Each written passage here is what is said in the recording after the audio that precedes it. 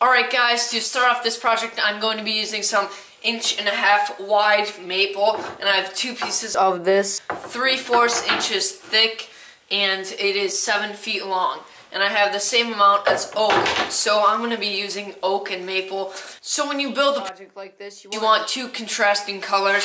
So I have maple that is a generally light wood, and I have oak that is on the darker side. But if you have a lumber store or something like that, then you can probably find more exotic wood and stuff like that to use. You just want to make sure it's probably a hardwood. So I'm going to start off at my miter saw, where I'll be making some rough cuts. And my maple I'm going to cut into 3 foot lengths. So I'll have 4 pieces of maple and 4 pieces of oak when I'm all done.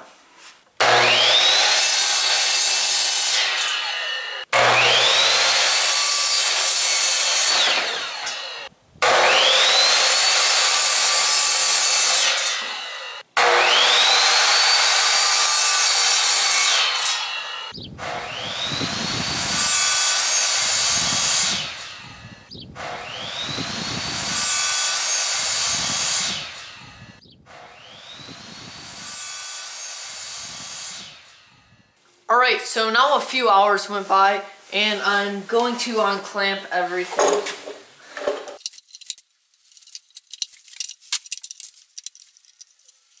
So now I have to sand the board, and I plan on doing this for a while to get a very smooth board. If you have a planer, you can run it through there and then do a little bit of sanding. But cutting boards generally require a lot of sanding, and my planer blades aren't the best. I need to switch them out, honestly. So I'm just going to sand it all, and I'm going to use a protective dust mask because there's going to be a lot of sawdust in the air, and I just want to keep my lungs clean.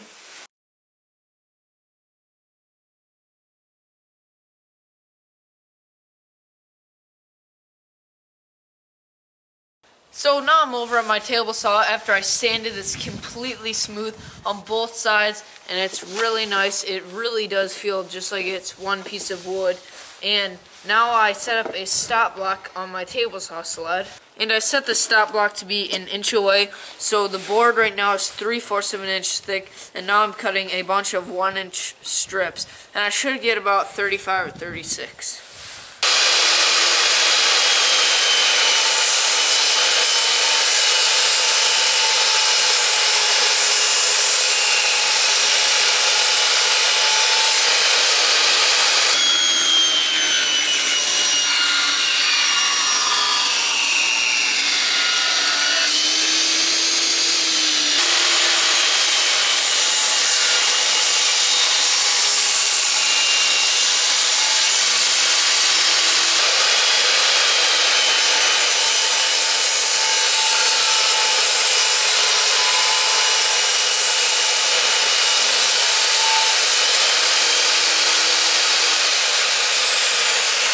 Alright, so now I have all the strips cut out, and the board is 1 inch thick now, and they're all end grain. So now when the knife cuts, it's not going to leave as big of a mark if it would just cut the grain going a long ways.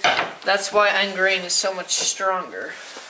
Now you can tell that there is a pattern in here with the stripe, but to make it have an even bigger pattern, you can rotate every other one or so, and this will give you this checkered looking pattern.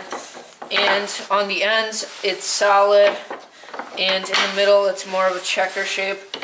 Alright, so now you can see I kind of got a checker thing going here, and on the ends it's just rotated every other. So I did two flips, skip 2, 2 flips, skip 2, but honestly you can do it however you want. Alright, so now I have to glue this all together. So what I'm going to do is lay each piece back on its side.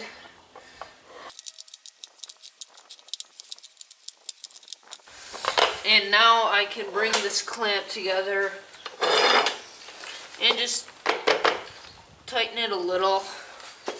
Basically, we're going to try to get the glue across all the surface here. So now I'm just going to pour glue all over this and use this roller to spread it around so I can get this all glued up as quick as possible.